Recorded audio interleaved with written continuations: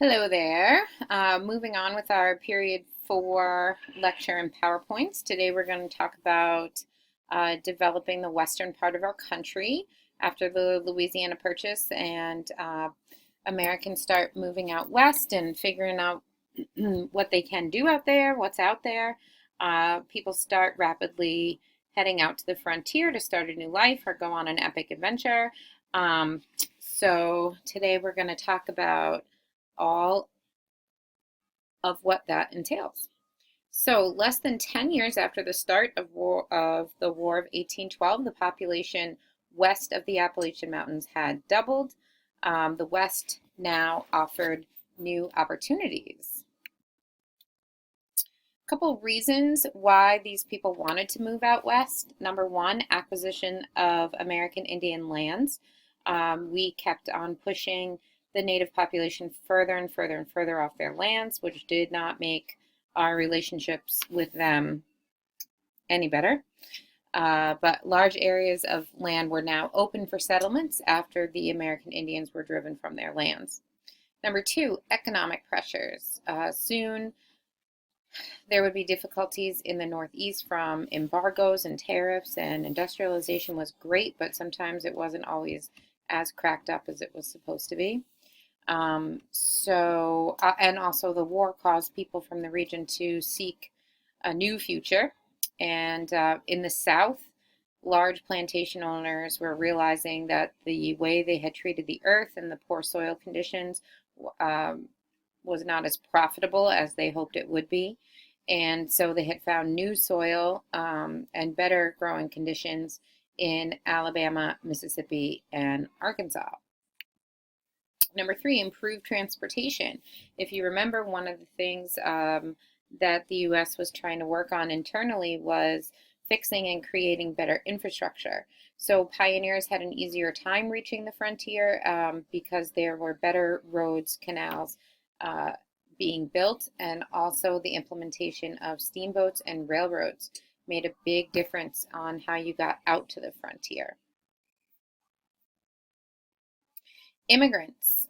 More Europeans were being attracted to the U.S. by speculators who were offering cheap land in the Great Lake regions. So they were coming over and not staying on the East Coast or close to the East Coast. They were actually thumbing it out to the frontier because they knew they could get a piece of land at what they considered to be a decent price. There were some other issues that also we need to consider about moving out west. For instance, pioneers wanted cheap money or easy credit from state banks. This would help them buy land out west, start businesses. They couldn't do those types of things on the East Coast or even in the South. They wanted lower prices on land that the federal government was selling, something that would be more enticing for them to want to move out west. They also requested better and newer transportation methods. The question of slavery also becomes a hot button issue, as it will continue to become a hot button issue until we get into the Civil War. But what are we going to do with these new territories that are now popping up out west?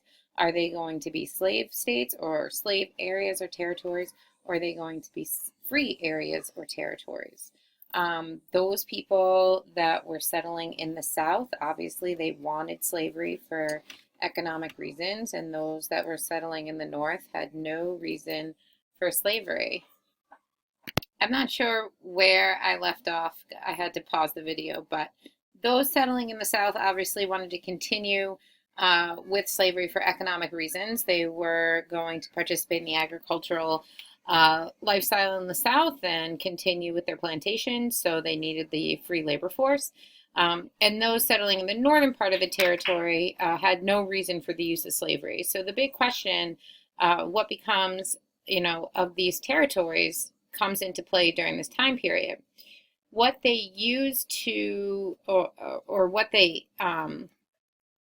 figure out is they come up with the Missouri Compromise. So Congress essentially had been doing a pretty good job of keeping a sectional balance of slave and non-slave state. So every time a slave state would enter in the South, a free state would enter in the North.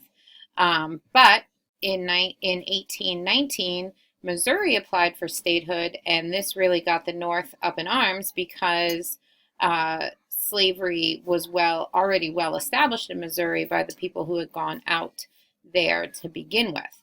So the people in the North are anxious because if Missouri comes in, it's going to upset the balance in terms of voting in the legislature. So if Missouri, like I just said, if Missouri comes in as a slave state, it would tip the balance. So they come up with the Tallmadge Amendment. Essentially, first thing this does is prohibit the further introduction of slaves to Missouri.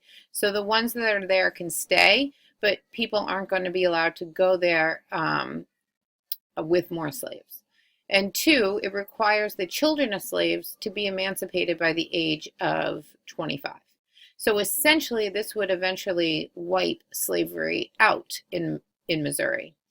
And this obviously is voted down because the people of the South want to use slavery for economic purposes, and they believe in the system of slavery, and they want to go with it. And obviously the people in the North who bring this amendment up are trying to get rid of slavery, and the South is just not ready to do that.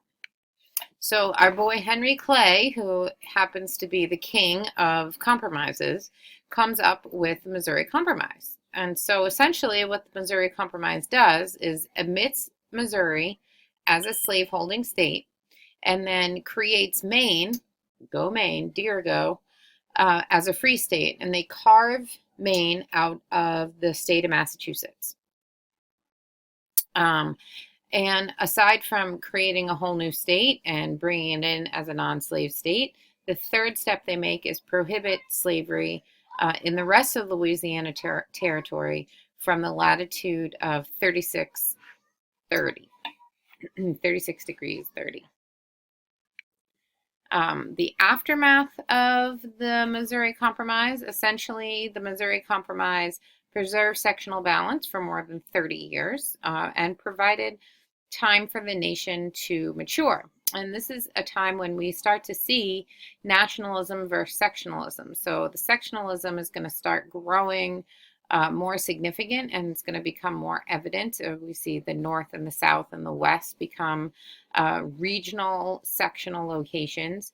But with the Missouri Compromise, we see that some nationalism will still prevail as people in the legislature are willing to at least compromise to allow, if you're going to create a slave state, then you ought to create a free state. So it's an interesting dynamic. Furthermore, about moving on, creating bigger space, we have the introduction of the Monroe Doctrine. So the Monroe Doctrine, is a document that focuses on American foreign policy. After the fall of Napoleon in 1815, many monarchies are restored in France, Austria, and Prussia. Russia was also a powerful nation at this time, and they suppressed liberal elements in Italy as well as in Spain. Russia at this time is also considering helping Spain to return to power in South America. And of course, Russia has a presence in Alaska. You might not know this, but we do buy Alaska from Russia later on. But Russia's presence there really does worry the US and Britain.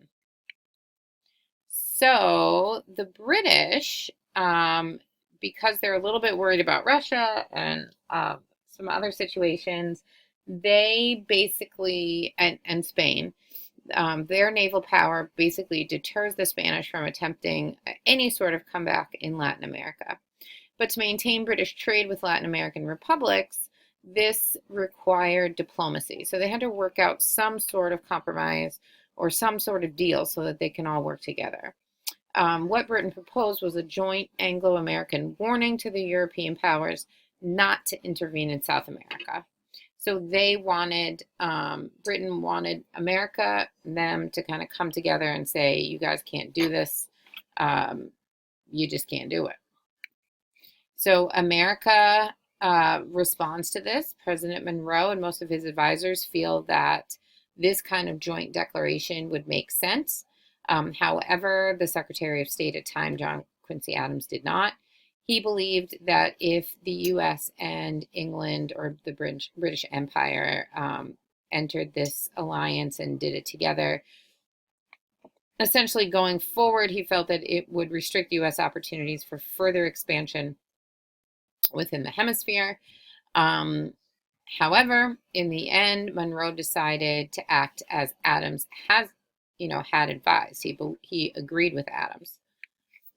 So they come up with the Monroe Doctrine, which comes out in December 2nd, 1823. And essentially, President Monroe makes a declaration of U.S. policy towards Europe and Latin America.